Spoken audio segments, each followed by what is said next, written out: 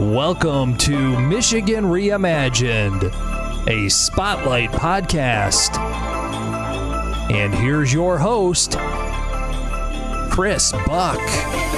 All right, as we all know, Michigan's made up of many special organizations serving our communities, and I'm really excited to highlight one such group on this show. Today we have in the studio is the president and CEO of Origami Rehabilitation, Tammy Hanna. Welcome to the show, Tammy. Hey, Chris. Thanks for having me. Absolutely. So, Origami, I'm familiar with the brand, but many of the folks listening may not be. So can you just share some of the services that Origami provides and kind of what your mission is? Absolutely. Origami Rehabilitation's mission is all about creating opportunities and transforming lives. That's what we get to do every single day. And we do that with individuals of all ages. So children, adolescents, adults come to us if they have neurological, developmental, mental health, or orthopedic conditions. And our team gets to work on whatever their rehab goals are. And that's a widespread array of different goals, whether that's learning how to walk and talk or feed themselves again, or getting back to work, going back home, or driving again. Wow. Okay. So that's a very noble mission to get people back functioning as they are hopefully meant to be functioning. Okay. So now how long have you been at the helm, and where did you kind of come to this organization from? Well, I started as an occupational therapy intern 22 years ago. Okay. My plan was to be there about 12 weeks, accomplish my internship, and then graduate from Saginaw Valley State University in their OT program. Week 2, I was invited to stay on as the first full-time therapist there at Origami. And so I accepted that job. I quickly moved into managerial roles as Origami grew. I became a co-executive director in 2004. And then in 2014, I was the solo executive director. And then 2018, I became the president and CEO. That's fantastic. So congratulations. I mean, it's unique now to stay at one employer for a long period of time and truly climb that ladder. And intern to president and CEO is an impressive feat. So congratulations on that. Thanks. So just so I understand, is Origami a facility where patients kind of come and go for treatment like a regular doctor appointment, or is there a residential component? Because I've been to your compound, I'll call it a compound.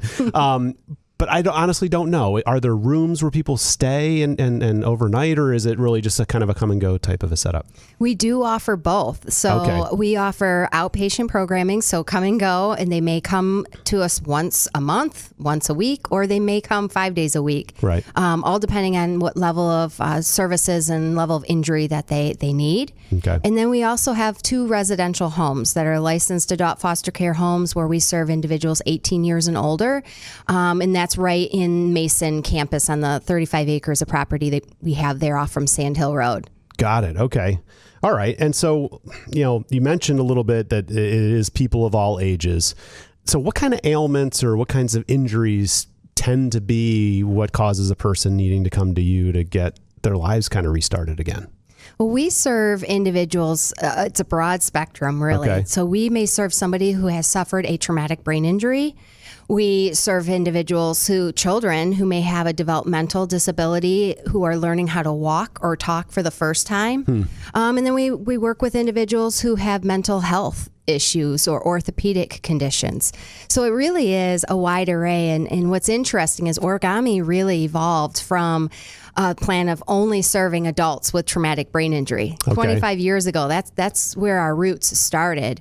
But over time, we've expanded who we are able to serve and with great outcomes. And that really has evolved just in time of our therapists driving the growth and wanting to being able to serve other individuals, have other specialty services. We have an amazing group of clinicians who are very motivated to learn more about their skill area. And so we've expanded our specialty areas over the years to then broadening the type of ailments that people come to us and need help with. Right. So if you're a caregiver and you've got someone who's struggling for any of those reasons, is this kind of an insurance referral, kind of I've got this problem, this person in my life who's got this problem, where do I go? And they get referred to you. There must be an amazing intake process to kind of go through screening questions as to what type of person it is and what the goals are, and then assigning them to the clinician that's got that skill set, right? I mean, it seems like that's got to be a pretty broad intake setup. You're spot on, Chris. It is really intricate, and there's a lot to the process, but we have it down. Yeah, I can we have imagine. it down where it feels pretty seamless for both our staff and the individual that needs our services. But people are often referred to us by a physician, a case manager, a hospital discharge planner. But really also they may come across our name. They may hear a podcast like this and recognize that we're available to provide a service for themselves or a loved one. So those referrals come from a wide array of individuals. Our primary funding is certainly insurance, commercial health insurance. We also work with workers' comp, Michigan Rehab Service funding, auto NoFault insurance. But there's a large amount of what we do that isn't covered by funding, by insurance, or individuals don't have the funding, and it's a barrier. So as a nonprofit organization, we do a great deal of advocating and relying on donations and grants to being able to maximize access to service for anybody who needs our help, regardless of their funding situation. So nonprofit healthcare. Yes. Okay. That's not something you hear that much. Okay. So I was going to tee up that because I know you're a not-for-profit, but I think most people might not know that. So with that being said, how are you governed? Usually nonprofits need to have a board of directors that kind of help steer this. So who are they and how are they selected? And then how are you funded otherwise? You mentioned donations, but talk about what the mechanics of being a nonprofit are in this industry. Right. Well, I'm proud that we're a nonprofit because there's so many, your mission and the vision and everything that we do is so centralized and focused on exactly that, what we need to do to carry out our mission, to advance it and to realize our vision, which is to maximize access to services. So in the early 90s, there was a physician at MSU's College of Osteopathic Medicine who was seeing several patients who needed an origami in the mid-Michigan area, and there wasn't one. And so he got together with a group of people at MSU. They pulled in individuals from Peckham, another community rehab-based nonprofit in the organization, in the community. And those two nonprofit entities came together as a joint venture to create Origami. Really? Okay. And so they are very much still involved and invested in our success. And that's who serves on our board of directors. There's representatives from all areas of Michigan State University, not just within the College of Osteopathic Medicine, and then Peckham. And so I feel it's a very special and unique joint venture because those two nonprofits, they come with their own area of expertise, right? MSU brings physicians and research, medical research, and so much. And then we have Peckham, who has been providing services and helping individuals with all sorts of abilities in the community be as productive as possible. And so the two entities come together, created Origami, and they support us all the time. That's great. And you couldn't ask for more passionate caregivers, right, in our community. I mean, Michigan State, it goes without saying, and then Peckham is impeccable, in their mission as well. So that's great. Okay, I didn't understand all of that. So you mentioned Mason. Remind us a little bit about where Origami is, and I understand you expanded recently, and there's a second location. So why don't you talk a little bit about that? Sure. So Origami's main campus is in Mason, but it's really just 5 minutes south from Michigan State University's campus. Right. So we're right off from Hagedorn or College Road, depending on which direction you're heading south from campus, and then on Sand Hill Road. Right. So once you're south of 96, you're in Mason postal code, but it's kind of South Okemos, North Mason, East Holt. Exactly. Exactly. Right. And so we have 35 acres of property there. It's beautiful. Our belief really is that the use of the environment, the therapeutic kind of feeling that you have even just driving onto that property, it helps the family members, it helps our staff, and certainly our clients that we serve just have that healing, kind of calming feeling. So we're really proud of that, and we're always open to welcoming the community out to see what we do and to have that feeling, experience that feeling. Conditions permitting, do you do therapy outdoors? Oh, yes. Is the space built to have outdoor? It is. Okay. We have outdoor exercise equipment, and then we have paved trails, and those paved trails are used. Our physical therapists have helped individuals increase their walking endurance, learn how to walk on different terrains, different surfaces, learn how to ride a bike again. We've helped individuals drive a golf cart as a kind of part of the pre-driving aspects of skill building to being able to go back out on the road and drive. So we use the land all the time. We have garden beds. Our residents who enjoy gardening will work with our recreational therapists who will help them with the gardening. And there's so many skill building opportunities when you're doing any of those activities. So we're proud of that. You mentioned that we expanded. Yes. Gosh, that's June of 2021 when we expanded. So mid-pandemic. It's a gutsy move. We pulled that off mid-pandemic, but it was really our outpatient has continued to grow, and we've been at capacity at main campus for a while. And so we were able to launch our first satellite ever, because up until June of 2021, all of Origami services was at our Mason main campus. That was the Origami. So we opened on the west side of Lansing on Marketplace Boulevard. It's right down by Furniture Row, Lowe's. It's right in that area. It's a standalone building, and we provide the same services as we do at Origami Maine. The one area that we've really been able to grow and expand and do more of, though, at that location is pediatric therapy. We're serving some really little ones and being able to help them reach their goals as well. Well, that's got to feel really good, because to be at capacity, I mean, to have a waiting list for people who have those kinds of needs almost is heartbreaking, right? It doesn't feel good. You have to serve anyone who needs your service. I would imagine with your heart where it is, that's got to be hard to do. So I'm grateful that you were able to pull together and expand. You know, we touched on your move happening, or your expansion happening during the pandemic. How did the pandemic affect you as an organization? I mean, healthcare, certainly is what do we call the frontline, provider, but there was still health and safety rules and regulations. So how did you navigate that? Unbelievable. Even in reflection, it's like I ask, how did the team do this? But we did it. And I'm so proud of how we did it. It was hard, very, very hard, because as you said, and we have direct care workers that are providing services 365 days a year. Right. It doesn't matter. A pandemic, no pandemic, we need to be there for the people who are relying on us and trusting us to provide their care. So first and foremost, our priorities, we knew we needed to make sure our priorities throughout the pandemic was to keep our staff and our clients safe and well cared for. Beyond that, every executive order that came out, everything. For Origami, we've always been very family oriented. We believe when the family is engaged in the rehab process, greater outcomes are reached faster, and those rehab goals are reached. And so to have restrictions on our residential homes of no visitors, that was very unusual for us. And so we had to improvise, and our therapy staff, our direct care workers, are heroes. They've always been heroes, but they really stand out. They got us through that pandemic by showing up and taking care of our residents. We did close our outpatient program for 2 months, which was super hard.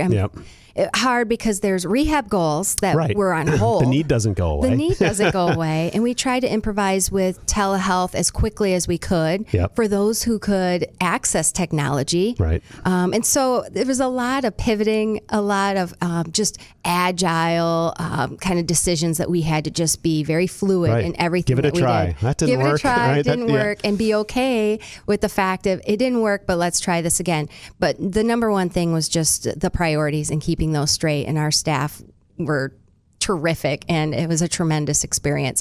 And I speak in past tense, even though we are still we're wearing masks. We're a healthcare facility. Our staff are still wearing masks. We still have a lot of policies, that we've gone through and we've crossed out temporary, these are now, they've been in play for over 2 years. So it's just kind of become part of our new norm.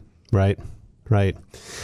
So Milestones, right? You guys just hit an anniversary, and I know this is happening a little after your official anniversary, but we're celebrating all year. Good for you. Wonderful. So talk about that. Yeah. So we just celebrated 25 years on April 7th. Congratulations. Thank you. It's such an honor. And, it comes at a great time of just there's always good reason to celebrate, right? And to really reflect and take the time to think about how far we've come in the 25 years. And ironically, within the same month as our anniversary, we also admitted our 2,500th client. Wow. So okay. 2,500 lives. I know. I know. 2,500 lives served in 25 years. And, each year we've continued to serve more and more individuals. So it's fun looking back at, our first year in 1997, how few we served all the way through. Now we're serving over 800 a year. I was going to ask earlier on, and now it seems appropriate. So what percentage of your patients come in with an expectation that they will kind of graduate out of needing your services versus people that are there, I don't know, in perpetuity or for a very long haul? What's the ratio on that, just to have people wrap their brain around that? Sure. So I would say, I know it's probably a guess. Well, first and foremost, nobody ever plans on needing origami. Right, sure. Right? Yep. And so when they do need us, certainly they don't ever plan on origami staying part of their life forever. And so I would say 100% of the people that come to us hope that they only need us on a short-term basis. Right. In the majority, 90% of the individuals, maybe even higher than that, really don't need us long-term. So our residential program, for instance, we serve individuals who are short-term, considered transitional. Yep. And on an average basis annually, we serve those individuals within 60 days. They're back home, living in the community, and they may be coming to us for outpatient services, or they may not be. Right. And then we serve individuals long-term as well, because there are individuals who in a residential setting need 24-hour support because of how catastrophically injured they may be. They may not necessarily have a home to go back to, or a family who is able to provide that 24-hour care. Or it may just be a lack of an accessibility of the home because they're in a wheelchair and they're not able to get in, and they're not able to pay for the changes that need to happen to their home to be able to access it. Yeah, so good point. it's a broad spectrum of the people that we serve, but the majority are short term. So how big is your team now? I personally went through your website and was shocked at how many clinicians and support people you had, but share with the world how big you've gotten in general terms. So we've grown in that capacity as well. So we have 104 employees as of today. We have several employees who are direct care. About 76 FTEs. So we have direct care workers. Several are students at Michigan State University, pre-med, pre-nursing, pre-PA, who are helping, around the clock care in our residential home. And then, like you said, we have an array of clinicians who are helping us to provide services for our residential and outpatient programs. So you mentioned earlier about the auto NoFault, and I know maybe it's a touchy subject, but I don't know much about it. I was told that might be a question you'd want to respond to. And I followed it a little bit because I had a career that involved auto insurance. But talk to us a little bit about the change and how that's affected you. I appreciate this question. I'm living and breathing this issue right now. Out of the 25 years of origami being in existence and doing the great work we've been doing in this community, this is the biggest challenge that we face. So in a nutshell, the auto NoFault insurance reform that went into effect July of 2021 has been the most impactful for programs like Origami. What I mean is that under that reform, our residential program rates have been cut by 45%. So 45% cut to our reimbursement for a residential program where we serve the most vulnerable and catastrophically injured. And that is not sustainable. It's not able to cover our costs or be able to keep our employees competitively paid and keep up with cost of living. And so I am at the Capitol. I'm speaking a lot about advocating for this part of reform to change because it doesn't make sense. And what it's doing is it's really putting a lot of survivors out of care, being able to receive care, and providers out of business. And so we need to keep up that fight, and that's a pretty instrumental objective that's on my plate every single day.